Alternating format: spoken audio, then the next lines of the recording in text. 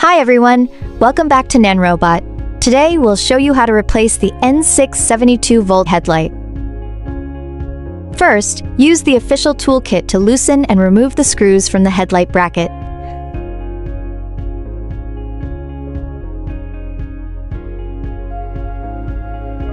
Next, disconnect the headlight connector and you'll successfully remove the headlight.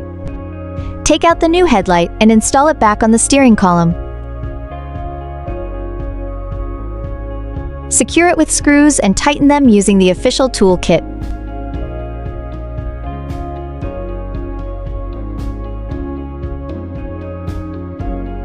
Finally, connect the connector following the arrow indicators on it.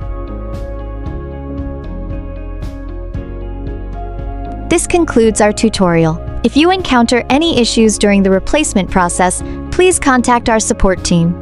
Our technical professionals will provide solutions to ensure your scooter operates smoothly.